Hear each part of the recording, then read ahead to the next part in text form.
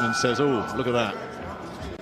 Well, it certainly looks to be the case based on what we've seen tonight. There's been, you know, plenty of punching, there's been plenty of moving, there's been plenty of talking as well. Maybe it's a sign of confidence, maybe it's a lack of confidence, maybe he's trying to get in the head of Rylan and Charlton, but you know, he is in charge here. Let's not forget that. He has been the one that's been dominant from the outside. He's tucked up, he's shown no real sense of urgency, but he's also never really looked in any trouble. But as you say, Tash, do you want to see him coast, or do you want to see a guy that's prepared to actually bite down and give the crowd a show? Oh, what a shot like that. Charlton takes another beauty. He really is. Dishing out the flash here, Florian Marku. Really enjoying himself. Just threatening the right hand there.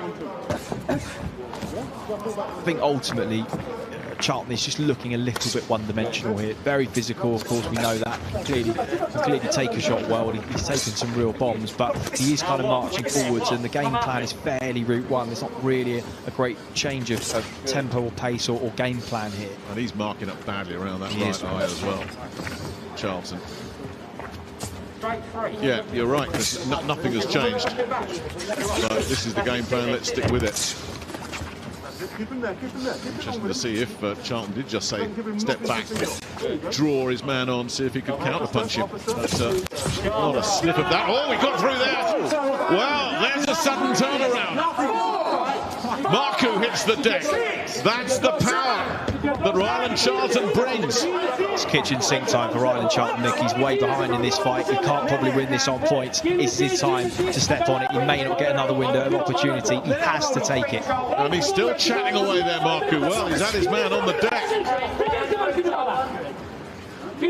Well, when you're a big puncher, you've always got a chance. And Rylan Charlton has given himself every chance of getting right back into this. Just under a minute to go in the sixth. And Marku trying to stay out of harm's way here. Yeah, you can hear the corner, Frank Sixtornes there saying he got hurt by the body shot, and he did. Well, he's really tucking up and covering up here. That's knocked some of the smugness out of Florian Marku, hasn't it? Came out of nothing as well. Good response there from Marku. Just as we were all saying, yeah, he's bossing it, and maybe there should be a plan B from Rylan Charlton, and Rylan Charlton just shut us all up, said, forget plan B, this is going to work. Well, he certainly made a big dent there.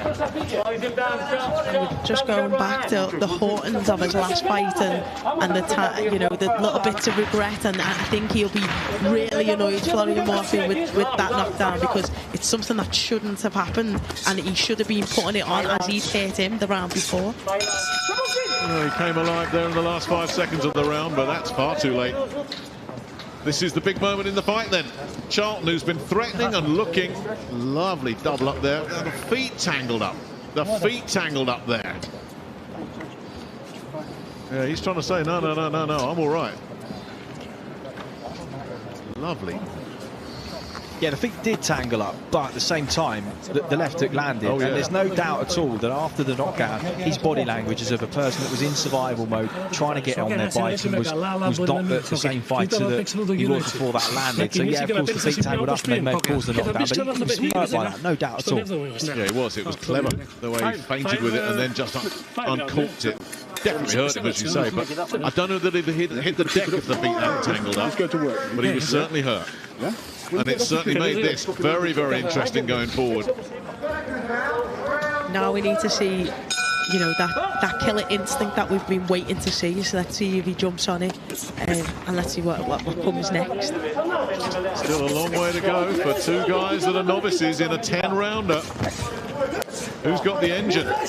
Who's paced it well? Charlton's pace has been full on right from the get-go, and here he is with Marku in a corner again, unloading, trying to get through. Got to be careful though, Charlton, because we know that right hand of Florian Marku, like that, if that lands clean, Charlton will be in trouble. Rode that one out. Good. Pushing back, top off. It's every bit of that hand speed as well. Hand speed and foot tempo, Charlton. Every now and again. Change up with the jab there, went to the body. But then Marku looks to get going again, and suddenly It's becoming a jab fest out there in this 7th round. But Marku definitely backing up. That wasn't very good from him. Yeah, that uppercut off the double jab really is his signature move. Double jab, working. And again, time off. You guys talked about it a lot, that he does take time off in his rounds. Florian Marku, he's taking a round off here, not doing very much at all. And we know this was Rylan Charlton's game plan, to try and get him into the later rounds and see what he was made on, breaking down. Deep breath from Marku there, little signs that he's just not comfortable. You can put your game face all you want, and you can talk, and yes, he's in the lead on the cards, no doubt about it, but he's starting to feel the pace in there. He's been buzzed, the energy's been taken out of him, he's starting to feel these body shots. And Rylan Charlton is hurt too, and he's having to dig really deep, but I'd say he's the one that's in the ascendancy here. Yeah, he really is. So impressed with his conditioning. He's been foot on the floor right from the get-go here. Marku at times has not enjoyed that. Again, a bit wild with his right hand. That was a bit sharper from him. Yeah, get behind that jab. Good things can happen. But can't discourage Charlton, who keeps on coming at him. In the first half of the fight, Marku had this bounce about his footwork, and now he's gone a little bit flat, a little bit slower, and that does happen over the course of a 10-round fight. But you're starting to wonder now, was that because of the shot as well? And have you noticed there's a lot less chit-chat coming from Florian?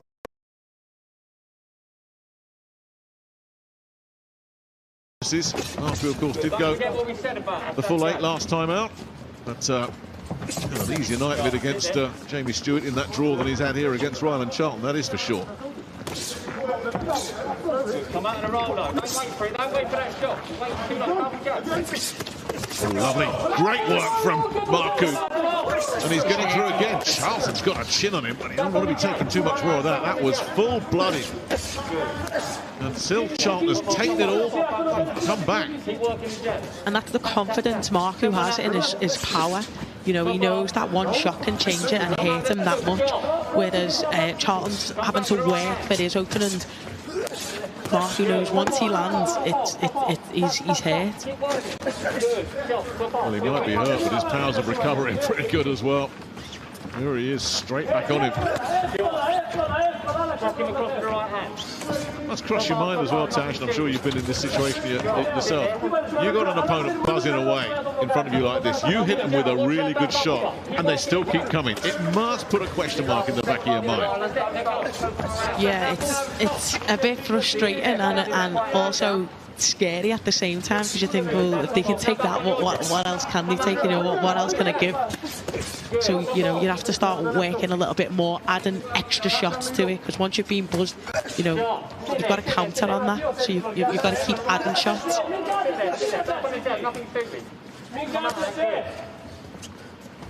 You have to respect the work rate of these two, given that they've not done this distance before. It's been high-paced, high-energy stuff, and they're maintaining that output. And we're deep into round 8 here.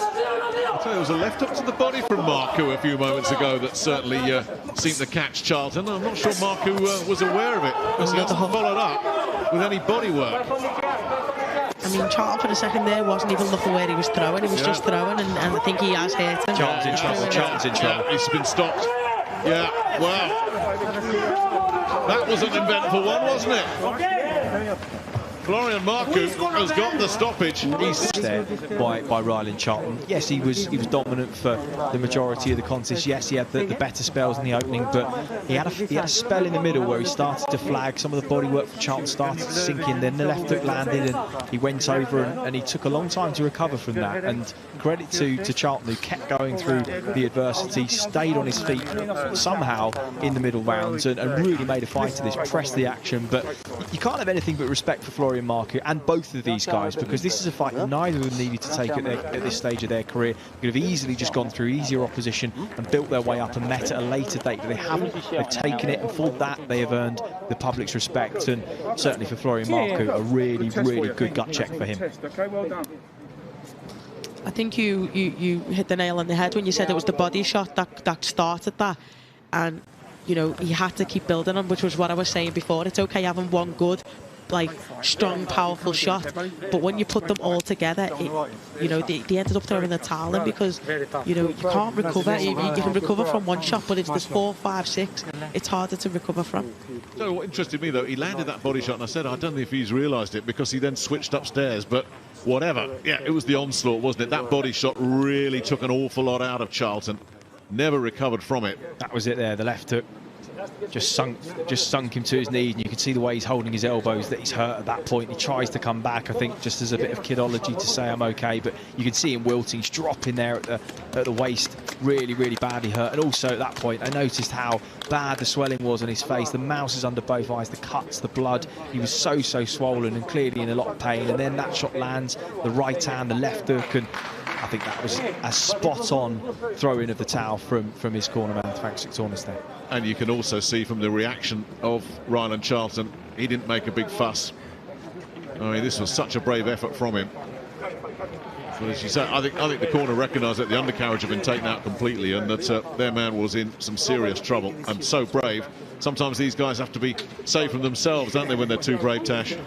No, that's 100% right. You're a competing athlete. All you want to do is win and stay in, and you know, if you go out on your feet. You've seen cases earlier in the year and towards the end of last year, you know, fighters, you know, pulling out or quitting, and you kind of, you know, puts a taint on your legacy. So you want to go out on your feet.